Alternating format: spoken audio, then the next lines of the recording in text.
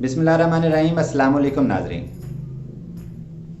एक नावल जो 65 मिलियन की तादाद में बिका और 72 ज़ुबानों में उसका तर्जमा हुआ। आखिर कुछ तो अनोखा है इस किताब में कि इसकी 65 मिलियन कापियाँ फ़रोख्त हुई हैं। यह अल्केमिस्ट हमारी कदीम दास्तानों के अंदाज में लिखा गया नावल है, लेकिन मुकालमे की ताकत ने इसे एक आफाकी नावल बना दिया। हर दूसरा जुमला एक अक़वाले ज़री है और इन जुमलों की चाशनी आपको ये नावल एक ही नशिस्त में ख़त्म करने पर मजबूर करती है। पालो कोलो ब्राज़ील में पैदा हुए और आज दुनिया भर में उनका कारीन का एक वसी हल्का है जो उनसे बेपनाह मोहब्बत करता है। इनकी शोहरत और नामवरी इन्हें बिलखसूस अल्केमिस्ट और 11 मिनट के नाम से शाया होने वाली कुतब से मिली है। उनकी ये दो किताबें दुनिया में 140 मिलियन से ज़्यादा तादाद में बिक चुकी हैं, जिनके 72 ज़ुबानों में तराजुम हो चुके हैं। इन्हें बेशुमार बैनुल अक़वामी एज़ाज़ात से नवाजा जा चुका है। किताबों का जिक्र छिड़ जाए तो हमें कुछ ऐसी किताबें मिलती हैं जिनका मुताला करने, इनसे मोहब्बत करने और फिर इन्हें दूसरों को मुताला करने के लिए पेश करने को जी चाहता है, और अल्केमिस्ट उन्हीं में से एक है।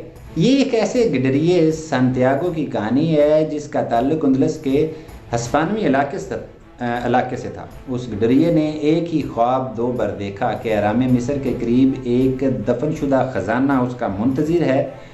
उसने अपनी भेड़ें बेच दी और अपने वतन से शुमाली अफ्रीका पहुंचा और फिर मिस्री सहरा से होता हुआ एहराम मिस्र जा निकला। रास्ते में उसे बहुत से ऐसे किरदार मिलते हैं जो उसे ज़िंदगी के बहुत ही कीमती सबक सिखाते हैं। उनमें से एक ताजर लड़की है, एक खाना बदोश ज्योतिषी औरत है, एक बादशाह है, एक शीशे क्रिस्टल का मर्चेंट है और एक अल्केमिस्ट है।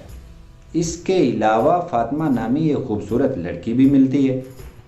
नावल के किरदार और तमाम सूरत हाल हकीकी ज़िंदगी की तशबीहात लिए हुए है। इस हकीकी ज़िंदगी में अपने ख्वाब को पाने के लिए इंसान को जितनी मुश्किलें, परेशानियां, मुसीबतें और चैलेंजेस का सामना करना पड़ता है, उस गिडरिए को, उस सांतियागो को भी मुसन्नफ़ उन्हीं सभी सिचुएशंस में से गुजारता और दिखाता है कि कैसी कीमियागरी होती है कि वो गडरिए से कुंदन बनकर सामने आता है।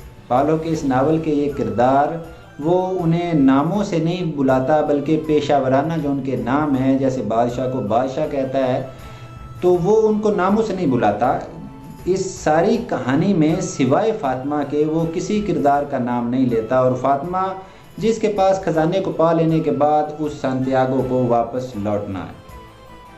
मुसन्नफ़ को किरदारों को नाम से पुकारने की ज़रूरत ही महसूस नहीं होती, क्योंकि उसके नज़दीक खामोशी आफाकी ज़ुबान है। वो बार बार नावल में इस फ़िक्रे को, इस सेंटेंस का इस्तेमाल करता है और फिर ये कि कायनात की हर चीज़ आपसे गुफ्तगू करती है, बस ज़रूरत उस बात की है कि दिल से सुना जाए। जब तकदीर आपको कुछ सिखाना चाहती है तो ज़रूरी नहीं कि आप मोटी मोटी किताबों का मुतालिया करें। माहौल सबसे बड़ा उस्ताद है। जो ख़जाने आपके मुकद्दर में हैं वो आप ही को मिलेंगे। बस मुश्किलात से मत घबराएं और कभी भी कुछ खो देने के डर से आप कुछ पाने की जुस्तजू तर्क ना करें। ज़रूरी नहीं कि जो ख्वाब आपने देखा है वो फ़कत ख्वाब ही रहे। ये भी ज़रूरी नहीं कि ख़जाना सिर्फ मालो दौलत की सूरत में ही मिले। असल ख़जाना वो आगही है जो उस लड़के ने उस सारे सफ़र के दौरान उन तमाम किरदारों के साथ होने वाली बातचीत, उन तमाम सिचुएशंस और उन सब मुसीबतों, परेशानियों, चैलेंजेस के सामना करने के बाद जो आगाही उस गडरिए ने हासिल की थी। और ये मोहब्बत ही है जो इंसान को हर किस्म का सफ़र करना सिखाती है। वो चरवाहा जिसे कभी चंद भेड़ें या चंद रुपए खो जाने का खौफ था, जब तजर्बे की भट्टी में से कुंदन बनता है तो सोने की डलियाँ चोरी हो जाने या यहाँ तक कि फातिमा के खो जाने का खौफ भी नहीं रहता उसे।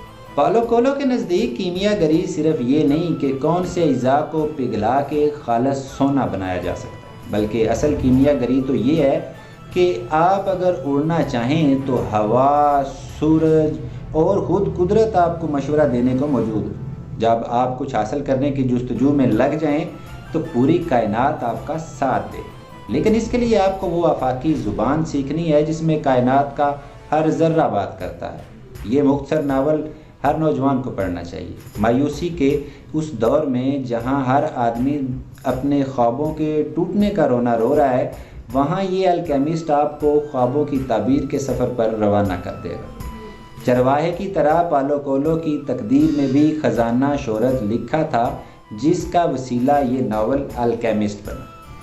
अल्केमिस्ट में खजाने की तलाश के साथ साथ कीमियागरी की हैरत अंगेज़ बातों पर मुश्तमिल हिस्सा भी दिलचस्पी से खाली नहीं, मगर बैनुल सतूर जिन बातों को पालो ने बड़ा हाईलाइट किया है वो ये कि इंसान को दिल की आवाज़ पर मुतवज्जह रहना चाहिए, जो कदम कदम पर उसकी रहनुमाई करती है, और अल्लाह की निशानियाँ और शगुन इंसान की उंगली थामे, अल्लाह के इशारे उसकी उंगली थामे उसे उसकी मंजिल तक पहुँचा देते हैं। पालो कोलो का कमाल ये है कि वो इस नावल की खूबसूरत कहानी में कारी को एक लम्हे के लिए भी अदम तवज्जुही का शिकार नहीं होने देता, बल्कि उसे उस कहानी का ही एक किरदार बनाकर हरफ़े अव्वल से हरफ़े आखिर तक साथ साथ रखता है। इस नावल का उर्दू या अंग्रेज़ी तर्जमा जो भी आपका ज़ौक़ हो PDF की शक्ल में इंटरनेट पर मुयस्सर है, लिंक मैं नीचे डिस्क्रिप्शन में दे रहा हूँ। मुकम्मल कहानी का मज़ा आप उसे पढ़ कर लीजिएगा। मिलते हैं अगली वीडियो में।